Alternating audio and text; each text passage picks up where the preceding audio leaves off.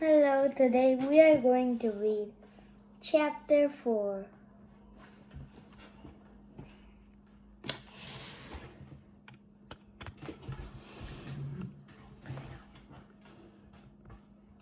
Chapter 4 Martial Law. You probably think Dr. Carbo locked me in the torture chamber and pulled my eyelashes out one at a time and set my toenails on fire. Well, he didn't do anything of those things. He just made me write this 100 times in my notebook. I will not sneak under the fence and go get ice. I will not sneak under the fence and go get ice cream from the ding dong truck. I will not sneak under the fence and go get ice cream from the ding dong truck. Bummer in the summer. It took me a weekend to finish. My head hurt. It was the worst weekend of my life. I wanted to go to Antarctica and live with the penguins. When I got to school on Monday morning, something was different. There was barbed wire across the top of the playground fence. And at each corner of the school, there was a guard tower. The guard towers had security cameras and searchlights on them. Mean-looking goons in uniforms were patrolling in the playground with attack dogs. This is bad, said Ryan when I saw him on the front steps. It looks like Dr. Carbles is turning our school into a prison, said Neil. How do you think he got those guard towers over the weekend? Asked Michael. He must have gone to rent a guard tower. I guess you can rent anything. I hope Mr. Quartz and Mrs. Jaffe come back from principal camp soon, said Alexia. We went inside the school and walked 1,000,000 miles to Mr. Cooper's class. He didn't look happy and excited like he usually does. He just sat in his desk, staring off into space. That's when the morning announcements came over the loudspeaker. It was the voice of Dr. Carbles.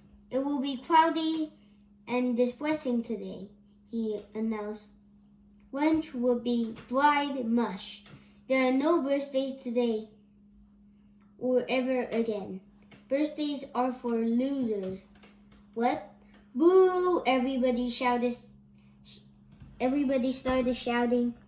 There will be no sneaking over the ding-dong truck during recess, continued Dr. Carbles. From now on, recess is canceled. Recess is for losers. What? Boo! Maybe we can go to the ding-dong truck after the school lets out this afternoon, Michael whispered hopefully. And you can forget about going on the ding-dong truck after school lets out, Dr. Carbles announced. I got a restraining order against Mr. Will. He isn't allowed to come within 500 feet of the school anymore, so nobody gets ice cream. Not on my watch.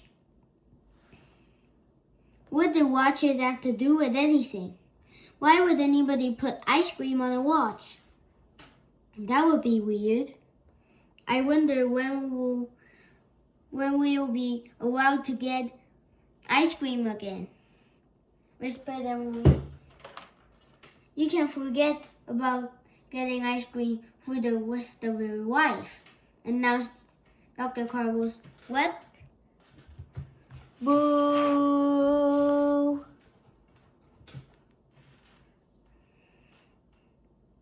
Well, it's almost as if Dr. Carbles can hear us talking, whispered Andrea.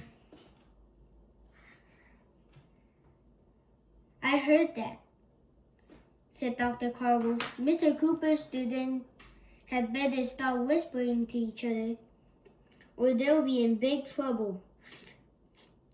He put a bug in our classroom, whispered Andrea. Gross, I shouted, looking inside my desk. I hate bugs. Not those kind of bugs, dumbhead. Dr. Carbles planted a microphone right here. He's listening to every word we say. That's right, said Dr. Carbles. So you better watch your P's and Q's. Huh?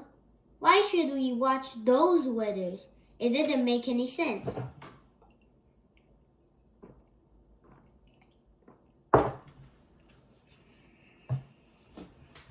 I'm afraid, said Emily, who's afraid of everything. But I was afraid too. We all were. Finally, the morning announcements were finished. I looked over at Mr. Cooper to see what's going to teach us, but he just sat there with his head on the desk. What are we going to work this morning, Mr. Cooper? Asked Andrea. Social studies? No. Reading? Asked Alexia. No. Do you want us to turn to page 23 in our math books? Asked Ryan. Whatever, won't, Mr. Cooper. I don't care. That was weird. Mr. Cooper was teaching us stuff. After a few minutes, he told us it was time for phys ed.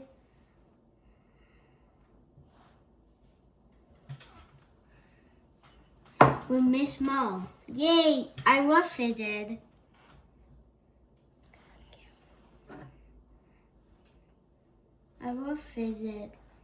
We walked 1,000,000 other miles to the gym.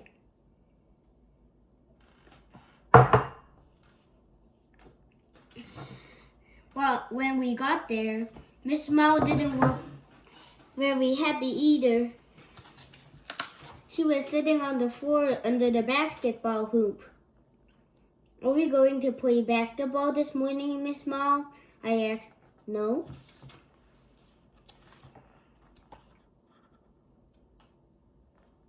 Are we going to have relay races? Asked Alexia.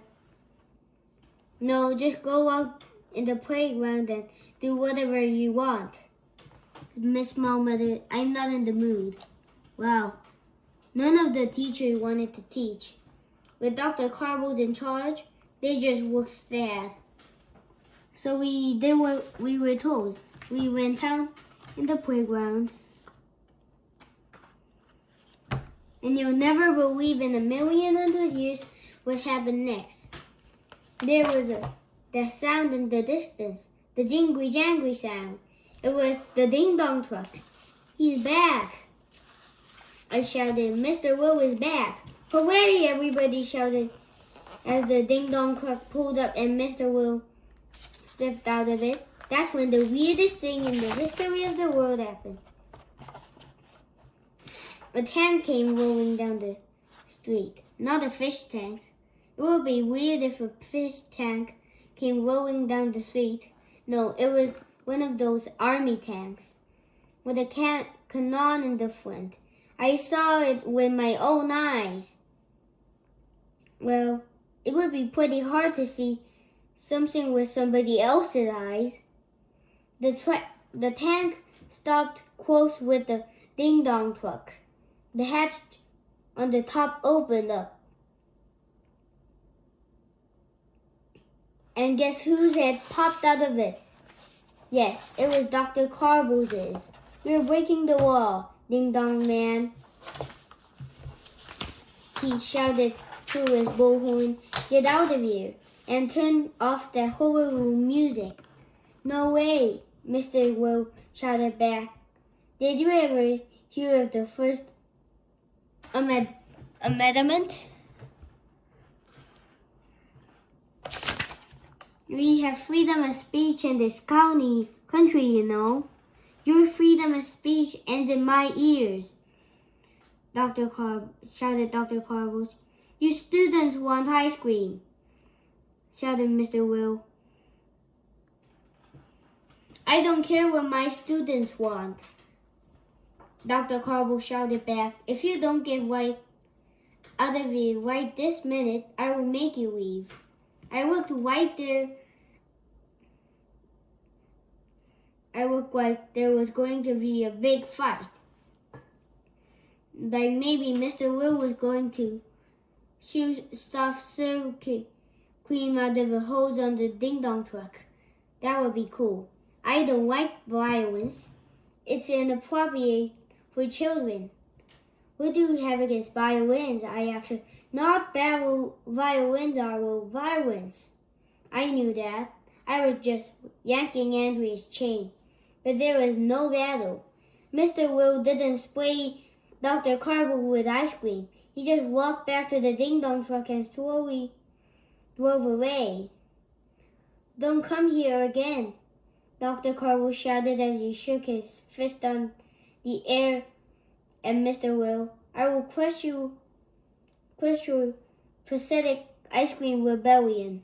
There was nothing we could do but watch through the fence. Dr. Carver turned around and looked at us. "Go back to class, you little punks," he barked. "He's mean. Having Dr. Carver as our principal was worse than TV turn-off week. It was worse than National Poetry Month. It was worse than TV turn-off week and National Poetry Month put together." As Mr. Will drove off, we could hear the ding-dong jingle fading away in the distance. For the first time ever, it sounded sad and lonely.